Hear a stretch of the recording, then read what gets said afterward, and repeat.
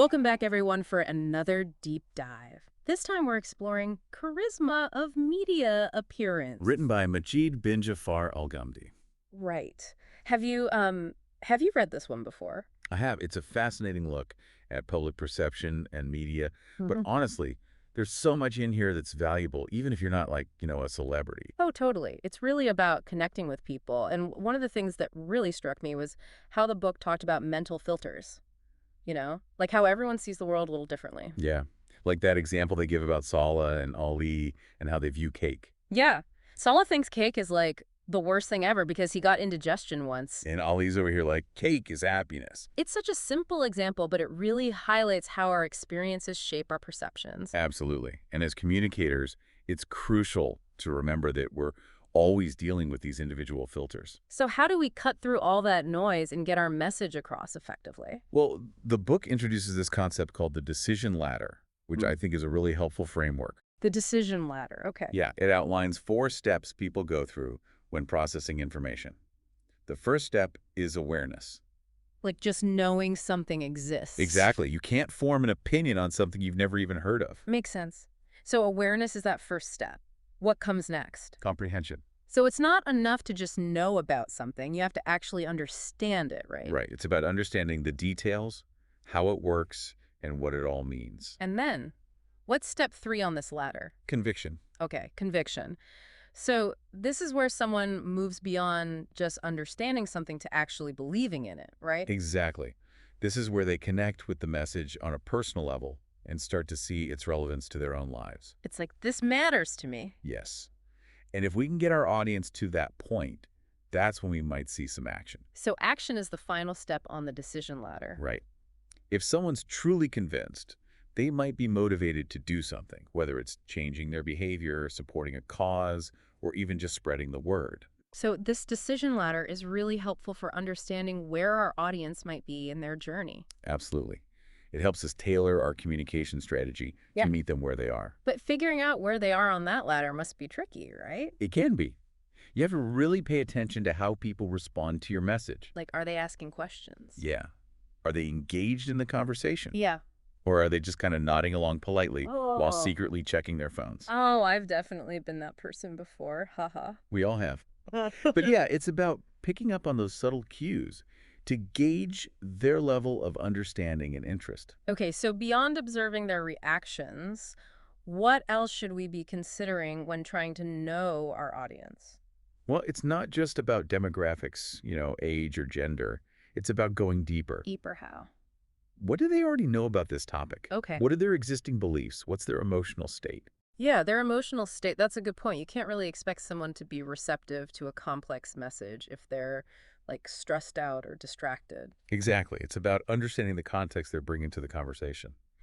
And speaking of context, the book mentions some interesting research about gender and how men and women often process information differently. Yeah. For example, men tend to focus on the big picture. The abstract concepts. Right, while women might be more drawn to the details and the personal stories. That's fascinating. So it's like they're approaching the same information from 2 different angles. Exactly. Of course, these are generalizations, and we need to be careful about stereotypes. But understanding these tendencies can be helpful when crafting messages that resonate with different segments of our audience. Makes sense. So how do we take all of this information and actually put it into practice? The book talked about something called mapping your audience. Right. The book suggests categorizing your audience in 5 different groups based on their level of support for your message. 5 groups. Okay, break it down for me. Who are these 5 groups? All right, so first, you have your defenders. Defenders, okay. These are your biggest fans. They love what you're doing and openly support your message. Got it. What about the next group? Then there are the silent supporters. Yeah. They agree with you, but they might not be as vocal about it. The quiet ones in the back. Yeah. They might be shy, or maybe they just don't feel comfortable expressing their opinions publicly. Okay, so defenders, silent supporters. Who else is on this map? Then you have the avoiders. Avoiders, okay. These are the people who just kind of stay out of the whole conversation. You might not be interested in the topic, or maybe they just don't want to get involved. Fair enough. Who are the last 2? Next, we have the opponents. The opponents. All right. These are the people who actively disagree with your message. So they're on the other side of the fence. They are. And finally, We have the active supporters. Active supporters. Okay. These are similar to the defenders, but they take it a step further. They don't just agree with your message, they actively promote it to others. So they're like your super fans. Exactly. They're your champions. All right, so we've got our 5 groups all mapped out. Now, how do we tailor our approach to each of them? Well, that's a great question and something we're going to dive into in the next part of our deep dive. Perfect. I'm excited to hear more. Me too. All right, so we've got our audience mapped out into these 5 groups: defenders, silent supporters, avoiders, opponents, and active supporters. Now, how do we actually engage with each of these groups effectively? That's the million-dollar question, right? Mhm. And the book offers some really insightful strategies for tailoring our communication to each group. Let's start with the defenders. These are the folks who are already on board, right? They love what we're doing, so how do we best support them? I think it's all about empowerment, giving them the tools and the resources they need to become even stronger advocates for our message. Like, what kind of tools and resources are we talking about here? Think talking points, data, the latest research, really equipping them with the information they need to have those persuasive conversations. So we're basically turning them into like mini ambassadors. Exactly. And because they genuinely believe in the message, their enthusiasm is going to be so much more convincing than any canned speech or advertisement. That makes a lot of sense. Okay, so what about the silent supporters? Those folks who agree with us but maybe aren't as vocal about it. How do we encourage them to find their voice? Well, I think it's about creating a safe space for them to share their thoughts and opinions. Maybe share stories of other people who were once hesitant but found their voice and made a real difference. So it's about showing them that their voice matters. Exactly. It's about empowerment, not pressure. Encouraging them to speak up when they feel comfortable. Okay. What about the avoiders, those who just kind of steer clear of the whole conversation? Any tips for engaging them? Avoiders can be tricky. Sometimes, they need a little nudge. But instead of bombarding them with facts and figures, maybe try sharing a story that highlights the human element of the issue. So connect with them on an emotional level. Right. Appeal to their empathy, their sense of justice, their desire to make a difference in the world. Okay, that makes sense. But, sometimes people just aren't interested, no matter how compelling the story is. So what do we do then? Do we just keep trying to engage them, or? Honestly, sometimes the best approach with avoiders is to simply focus our efforts on the other groups, the ones who are more receptive to our message. It's about being strategic with our time and energy. Okay, so prioritize our efforts. Makes sense. Now let's talk about the opponents. This one feels a little tougher. How do we engage with people who actively disagree with our message? It can be challenging, but it's not always impossible. I think the first step is understanding why they disagree. Is it based on misinformation, differing values, Mhm. or maybe just a genuine misunderstanding? So we need to kind of go deeper than just the surface level disagreement. Exactly. Yeah. And sometimes, simply providing accurate information and addressing their concerns can be enough to at least soften their stance. Mm. But it's also important to remember that not all opponents are created equal. Meaning? Well, some might have a significant platform and influence, while others might be relatively isolated in their views. So we need to consider their reach and potential impact before deciding how to engage, right? Right. Sometimes the best strategy with an opponent is to simply ignore them, especially if they seem to thrive on attention and controversy. But if they're spreading misinformation that could actually harm your cause, then a more direct approach might be necessary. And that's where our defenders come in. Exactly. Our defenders can act as counter voices, providing alternative perspectives and challenging the opponent's narrative. So it's like a team effort, using the power of the group to drown out those dissenting voices. Precisely. All right, and then we have our active supporters. These are our rock stars, the ones who go above and beyond to spread the word. How do we keep their energy high and maximize their impact? They seem like they're already pretty motivated. They are. But I think it's important to make them feel valued and appreciated. Keep them in the loop. Provide them with exclusive content, behind-the-scenes insights. So, like, make them feel like they're part of an inner circle. Exactly. And give them opportunities to connect with other passionate supporters. Create a sense of community around your message. Because active supporters are often driven by a sense of purpose and belonging.